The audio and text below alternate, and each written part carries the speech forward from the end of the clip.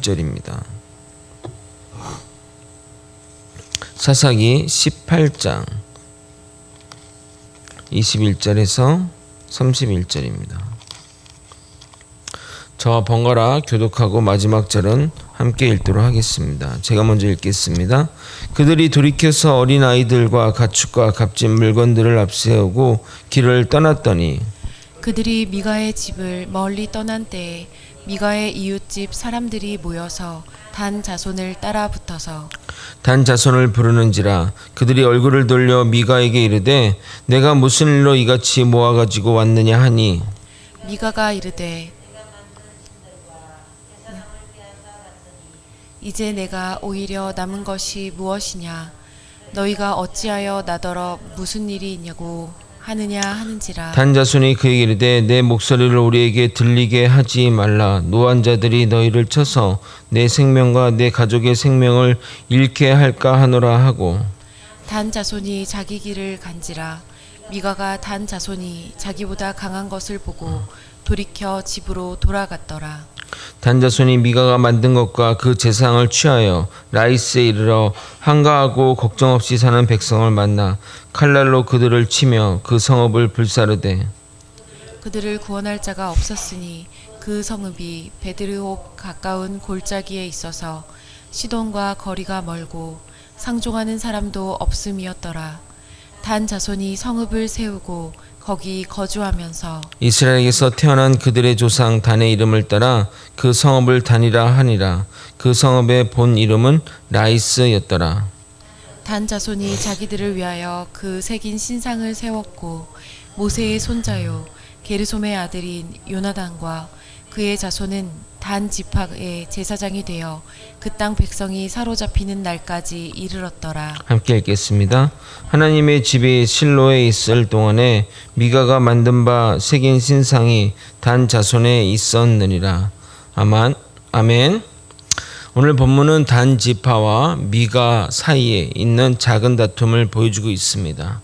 어찌 보면 사회의 어떤 축소판을 보는 것 같습니다. 그들의 모습은 적자 생존, 약육강식의 모습이라 하겠습니다. 윤리와 도덕은 사라지고 남은 것은 힘이기에 힘의 논리로 모든 것을 해결하는 단 지파와 자신의 것을 찾아 먼 거리를 쫓아간 미가의 대화 속에서 세상의 비정함과 힘의 질서를 보게 됩니다. 오늘 본문 가운데 저로서는 충격적인 반전이 있습니다. 아마도 사사기 저자는 그 부분을 고려하여 기록한 것 같습니다. 그 반전의 내용이 주는 영적인 의미를 살펴보고 우리의 신앙의 모습을 다시 한번 점검하는 시간이 되길 소망합니다. 단 지파가 미가의 우상과 제사장을 탈취한 것으로 이야기가 마무리되는 것 같았는데 뒤늦게 자신의 신당과 우상과 제사장이 사라진 것을 알게 된 미가와 자신들의 이웃들과 함께 단 지파를 쫓아오게 됩니다. 그들을 본 단 지파는 이렇게 물어봅니다. 아니 너희가 무슨 일로 여기까지 왔느냐고 물어봅니다. 미가의 신상을 훔치고 제사장도 데리고 갔는데 그것이 죄라는 인식이 전혀 없는 모습입니다. 하나님은 특별히 10개의 계명 가운데 2개나 도둑질에 대한 것, 남의 것을 취하는 것에 대해서 이야기했는데 어떻게 이렇게 뻔뻔하게 할 수 있는지 모르겠습니다. 출애굽기 20장 15절에서 17절을 읽어드리도록 하겠습니다. 도둑질하지 말라. 내 이웃에 대하여 거짓 증거하지 말라. 내 이웃의 집을 탐내지 말라. 내 이웃의 아내나 그의 남종이나 그의 여종이나 그의 소나 그의 낙이나 무릇 내 이웃의 소유를 탐내지 말라. 반면 그런 미가의 말이 오히려 더 정상적인 답변입니다. 24절을 읽어드리도록 하겠습니다. 미가가 이르되 내가 만든 신들과 제사장을 빼앗아 갔으니 이제 내게 오히려 남은 것이 무엇이냐 너희가 어찌하여 나더러 무슨 일이냐고 하느냐 하는지라. 그러니까 말을 좀 정리하면 이런 말이죠. 적반하장도 유분수지 웬일이냐고 너희가 묻느냐며 황당해하는 미가의 모습입니다. 그런데 그의 말을 보면 그의 생각을 알 수 있습니다. 그는 신상을 자기가 만든 신들이라고 표현하고 있습니다.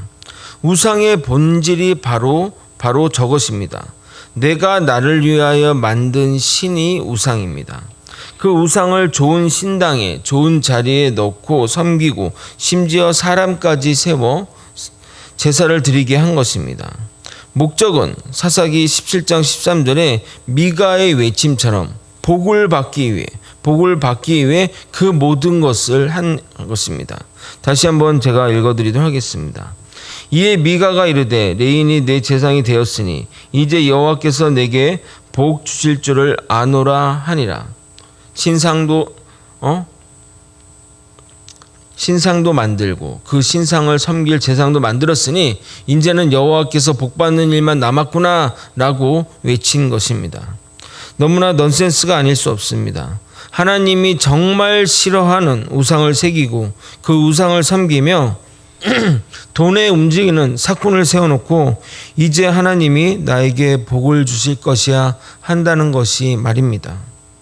우리 가운데 이런 모습이 있지 않을까 생각이 듭니다.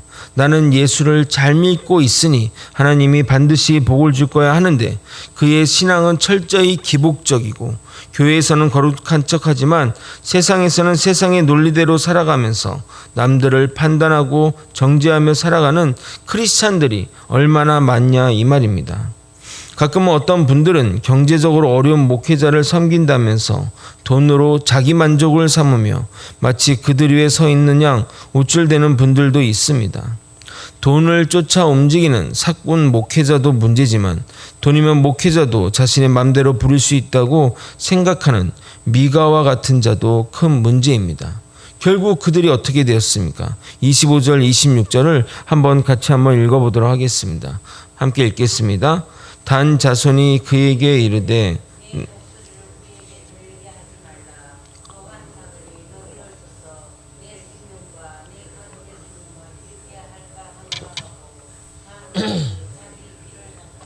미가가 단 자손이 자기보다 강한 것을 보고 돌이켜 집으로 돌아갔더라. 이런 말이죠. 큰 소리 내지 마라. 우리 안에 무지막지한 애들이 있다. 그 애들이 들으면 너를 어떻게 할지 모른다. 너와 네 가족의 생명을 보장할 수 없다고 협박하게 됩니다. 미가를 보십시오. 복을 받았습니까? 복은커녕 망신을 톡톡히 당했고 하마터면 우상 때문에 자기뿐만 아니라 같이 간 모들, 자신의 가족들까지 목숨을 잃을 뻔하지 않았습니까?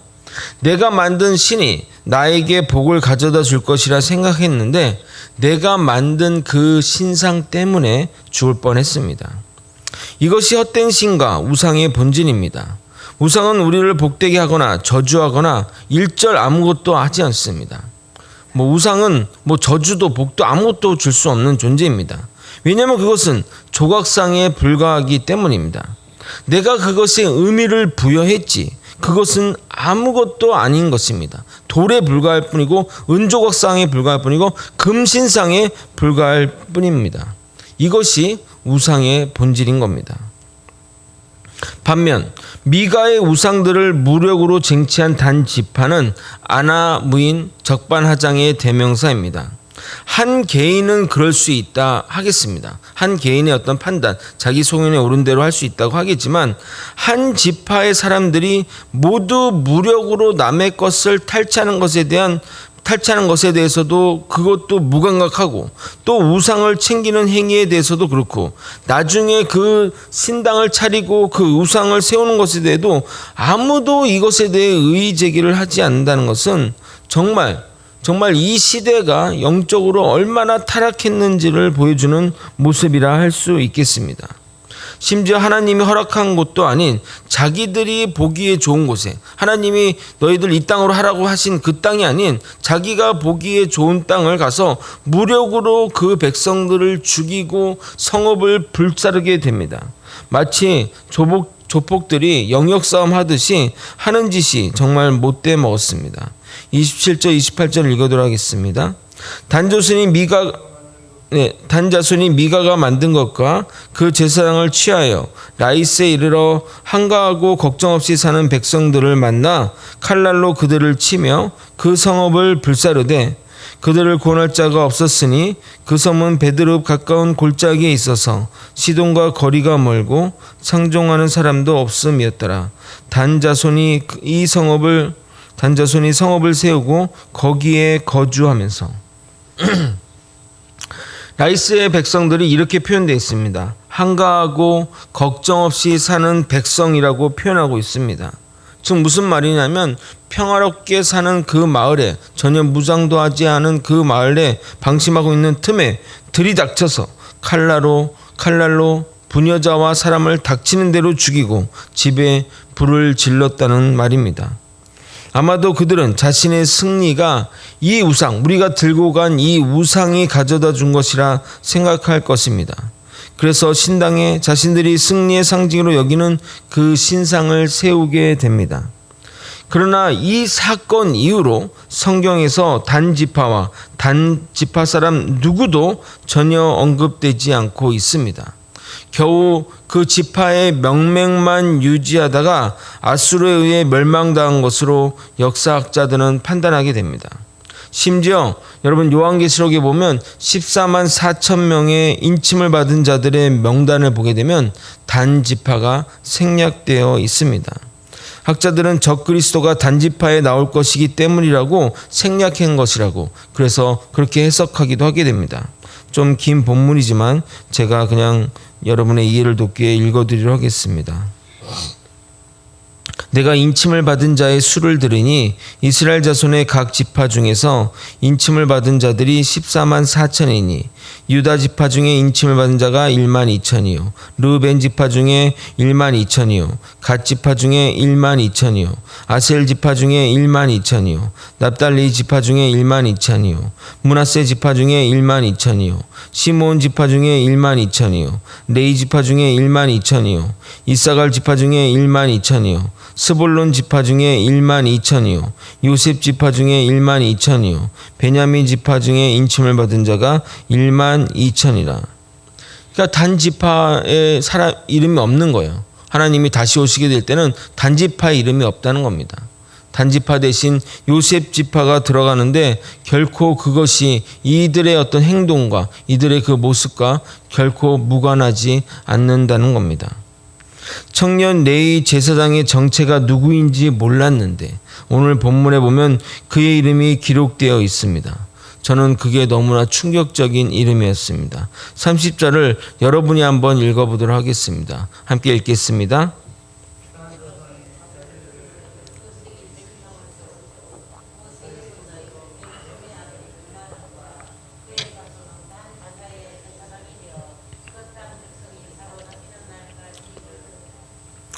그러니까 레위 지파의 제사장이 한 집안의 제사장이 되었고 또 우상 신상을 모시면서 그 제사장 역할을 하는데 돈에 의해 팔려갔던 그가 조건에 따라 움직였던 그 제사장이 바로 모세 가문이었다는 겁니다. 여러분, 모세는 우리나라로 따진다면 세종대왕이나 이순신과 같은 존재입니다. 이스라엘 사람들에게 누구를 가장 좋아하냐 물어보면 항상 1, 2위를 다투는 인물이 모세이며 가장 존경하는 인물 중에 하나가 바로 모세입니다. 그런데 사꾼에 가까운 제사장이 모세의 손자였다는 것은 정말 충격이고 사사기 저자가 일부러 그 이름을 마지막에 기록한 것입니다. 여러분, 부자가 망해도 3대가 간다는 말이 있는데 3대 만에 율법을 모르는, 율법을 그냥 무시해버리는, 율법과 상관없는 제사장이 나왔는데 그의 할아버지가 모세라는 것은 우리를 충격으로 몰아넣기에 충분한 것입니다. 주일 설교 때 말씀드렸지만 믿음은 각자 주님 앞에 서는 것입니다. 그의 조상이 어떤 일을 했던 엄청난 주님의 일을 했다 할지라도 본인이 바로 서지 않으면 아무런 의미가 없다는 겁니다. 이 모든 것이 신앙교육의 부재 때문이라 생각합니다. 모세의 손자가 저 정도면 다른 이들은 볼 것도 없는 것입니다. 오늘 보면 마지막은 이렇게 마무리됩니다. 미가가 만든 신상이 대대로 단 자손의 전승이 되었다고 말입니다. 즉 모세의 손자인 요나단의 후손들이 대대로 제사장을 했는데 계속해서 우상 숭배를 해왔다는 것을 의미합니다. 말씀을 정리하겠습니다. 우상을 찾으러 그 먼 길을 간 미가와 또 그것을 힘으로 겁박해 뺏는 단 지파나, 그리고 인간이 만든 우상을 귀히 여기고 그 우상들이 자신들에게 복을 줄 것이라 믿었지만 오히려 그 둘 모두 해와 악만 끼치는 것을 보았습니다. 여러분, 우상은 복을 줄 수도 해를 줄 수도 아무것도 할 수 있는 존재가 아닙니다. 인간이 인간을 위해 만든 상징물에 불과합니다. 그러나 그것을 어떻게 여기느냐에 따라 인간의 운명을 좌지우지하는 물건이 되기도 하고 또는 신이 되기도 하고 돌덩이도 되기도 하는 겁니다. 여러분이 관광을 가게 되면 고대 유적들을 보게 되실 것입니다. 그 유적들을 보고 여러분은 어떻게 하십니까? 사진 찍는 도구, 배경이나 아무 의미가 없는 돌덩이에 지나지 않습니까? 그러나 과거에는 그 돌덩이가 신이 되었고 그 신 앞에 제물을 드렸으며 심지어 자기네 자식을 드리기까지 했지 않냐 이 말입니다. 우리에겐 돌덩이가 아무 의미가 없고 한데 그러면은 그 사람들과 우리의 차이입니까? 그것을 어떻게 여기냐에 따라서 그 우상이 신이 될 수가 있다는 겁니다. 우상은 내가 만든 것이고 내가 그것을 어떻게 생각하냐에 따라서 그 돌덩이가 천양지차로 달라지게 되는 겁니다. 그러나 본질은 돌덩이요, 잘해봐야 은덩이요, 더 잘돼봐야 금덩이인 것일 뿐이고 아무것도 아닌 겁니다. 이런 우상에 또 여러분이 만든 그 우상에 목숨을 걸지 않는 여러분이 되었으면 좋겠습니다. 모세의 자손이 3대 만에 삭군이 된 것은 제대로 된 신앙교육 때문이라 저는 생각합니다. 여러분, 우리도 제대로 된 신앙교육을 하지 않으면 대한민국도 예수님을 모르는 나라가 될 수 있다는 것을 명심해야 됩니다. 지금은 정말 탈기독교가 급속도로 진행되고 있습니다. 무엇보다 바른 신앙 교육이 필요합니다. 바른 신앙의 교육이었으면 우리 자녀들의 신앙은 무지와 어리석음과 우상에 빠지게 될 겁니다. 그러니까 우리 모두 다음 세대를 살리는 일에 최선을 다했으면 좋겠습니다. 믿음으로 굳건히 서는 저와 여러분이 되시길 예수님의 이름으로 소망합니다. 기도하시겠습니다. 믿음의 3대 만에 하나님을 모르는, 그래서 우상을 섬기는 아버지, 그런 삭군이 되었던 아버지 요나단처럼 우리의 모습이 그렇게 될 것과 걱정이 되고 염려가 됩니다. 우상은 아무것도 아닌데 우리가 그것을 어떻게 여기니 따라 신이 되기도 하고 정말 그 앞에 제물을 바치며 죽음을 바치는 아버지 신상이 될 수 있음을 깨닫게 하여 주시고, 아버지 그 신상이, 그 우상이 아무것도 아닌 존재임을 아버지 명확히 깨달아 아버지 그렇게 믿음 생활할 수 있도록 이끌어 주시옵소서. 아버지, 우리에게 주어진 힘이 있다면 이제 우리의 다음 세대들, 우리의 자녀 손들이 믿음으로 성장할 수 있도록 그들을 가르치고 깨우치는데 아버지 노력할 수 있게 도와주시옵소서. 있는 힘껏 최선을 다해 하나님의 사명들을 감당하게 도와주시옵소서. 사랑이 많으신 예수 그리스도 이름 받들어 기도드렸나이다. 아멘. 주기도문으로 예배를 마치겠습니다.